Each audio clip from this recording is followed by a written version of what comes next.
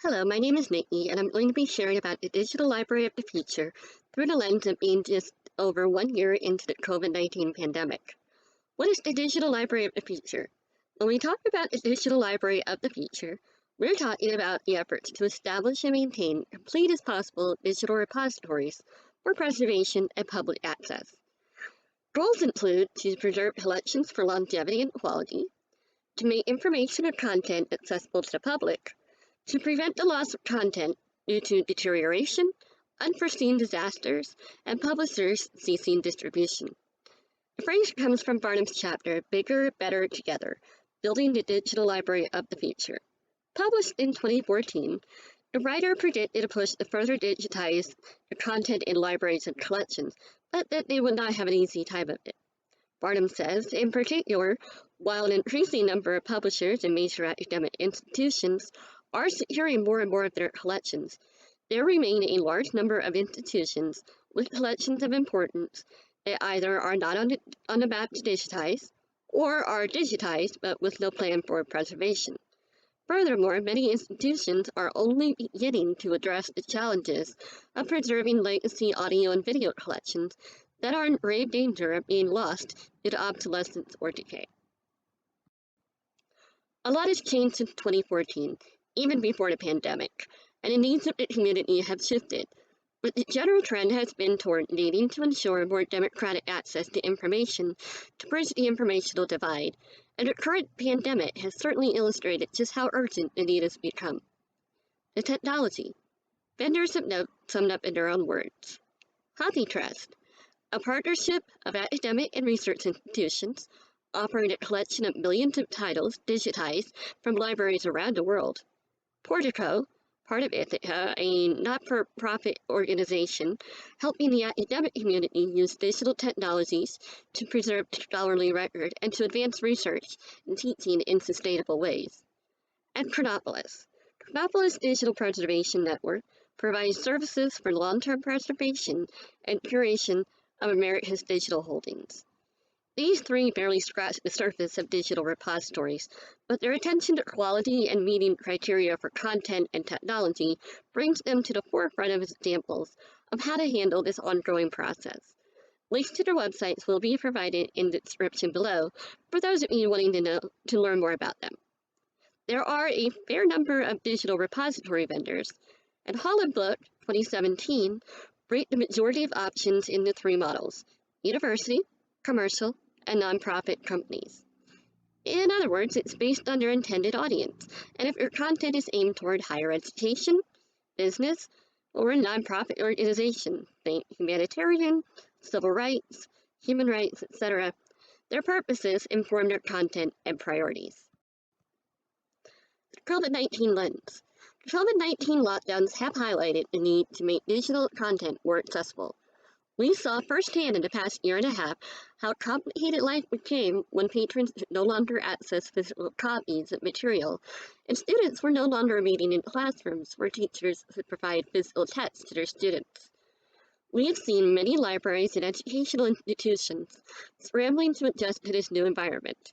Cox's Change Utterly article in Inside Higher Ed examines the changes being made in academic libraries and uses them as guidelines to forecast the long-term changes that he expects to come from these rushed adjustments to remote learning and information access. Since even several weeks into the pandemic, we were expecting some long-term shifts in how society operates.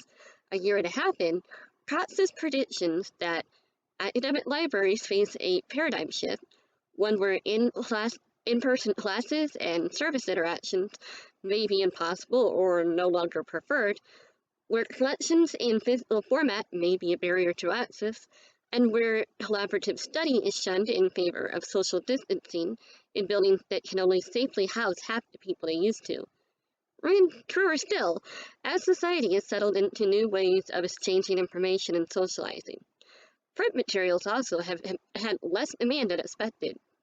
Cox expects that libraries and publishers are going to be forced to reach new compromises in providing digital access to materials, as preferences shift and the need for online and ebook access has been made clear.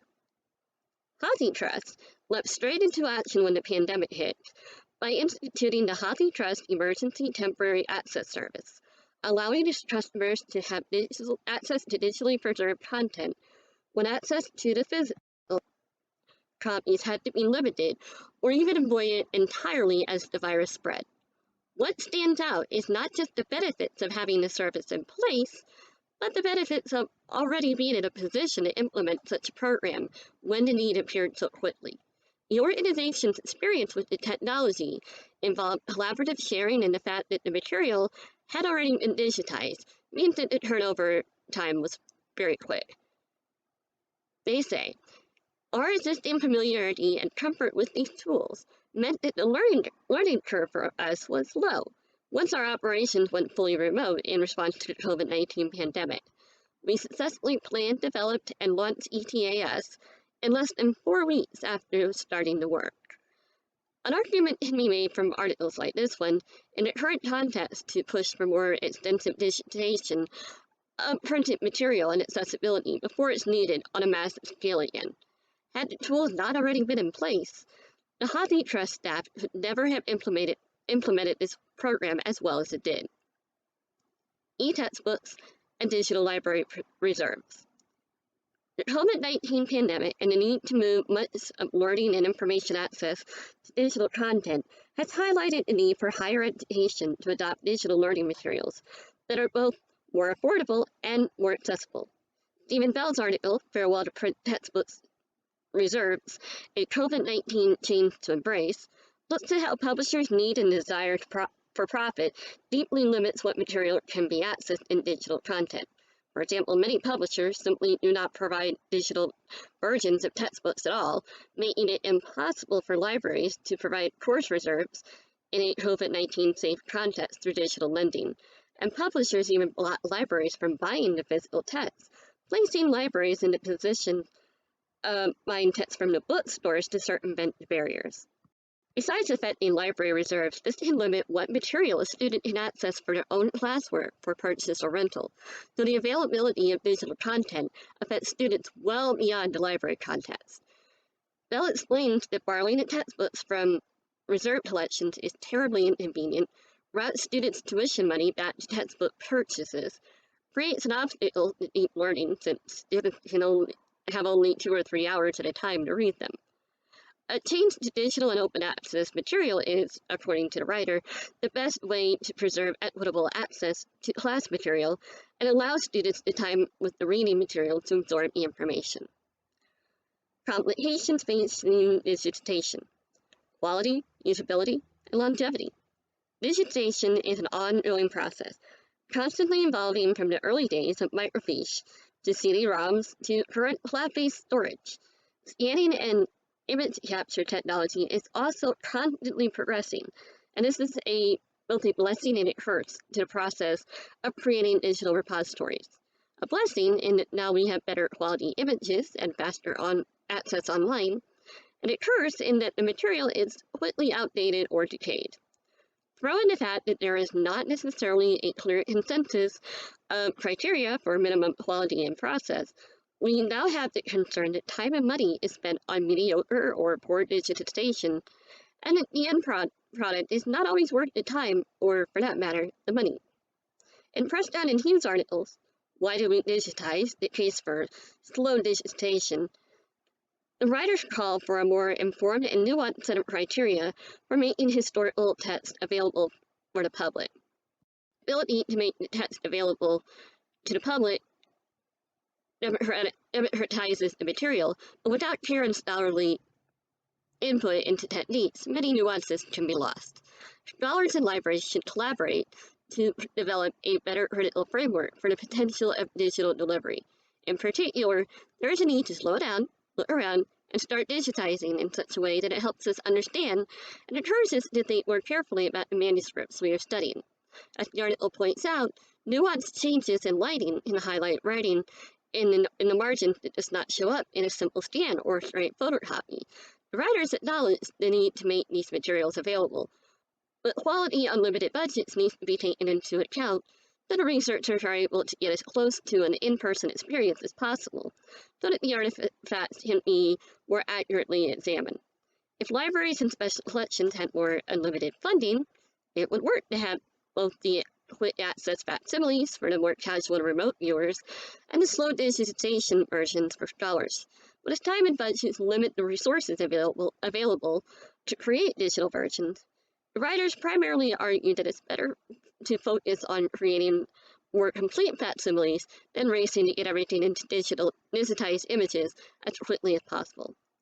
Because of the cost of obtaining digital copies of material, especially copyrighted texts, libraries must take into consideration in making decisions of where to allocate funds if the information they provide will actually be actively used. According to the writers who conducted the study, Barriers and Solutions to Accessing Digital Library Reuse preliminary findings, a key indicator of the impact of digital collections is content reuse, specifically how materials are utilized and repurposed. Creating and obtaining digital libraries requires both time, especially in converting older material into digital formats, and money. And a close examination of the best use of those funds allows the libraries to make more informed decisions about what content to prioritize, not worth the time or the money spent if the material is not actually being utilized. Also, copyright law. Besides quality, relevance, and longevity issues that libraries and repositories now face with the move to digitized content, one of the biggest issues with digitizing content is quite simply copyright law. Put simply, copyright law is endlessly complex and requires a great deal of time and energy to avoid legal offense. I found Benson's article on copyright conundrums, rights issues, and the digitization of library collections extremely helpful in demonstrating the complexities surrounding the topic and showing real-world scenarios in learning how to navigate copyright barriers to provide as much access to information to library patrons as possible. Needless to say, it's far too complicated to sum up here except to emphasize how much time and study is needed to adhere to the laws. Non-LIS ramifications. Prior to the onset of the recent pandemic, it might have been difficult to pinpoint the need for digitization in reference to the general public outside of the simple convenience of being able to access the material from a distance and outside of an organization's operating hours. But when it became impossible for the general public to access materials in person, it became quite clear that this barrier will place people unable to travel and obtain their own materials at a disadvantage. Students unable to borrow textbooks, for example, or researchers in any number of fields needing to learn more in-depth information about their topics. It creates delays and barriers, even when there is no pandemic. Not everyone can access university archives or special collections in person, and the ability to access the information and materials in a digital context means a more democratic access to information in general. As librarians, it's our mission to make information accessible to as many people as possible, not just those who can walk into our building, and digitization helps bridge that divide.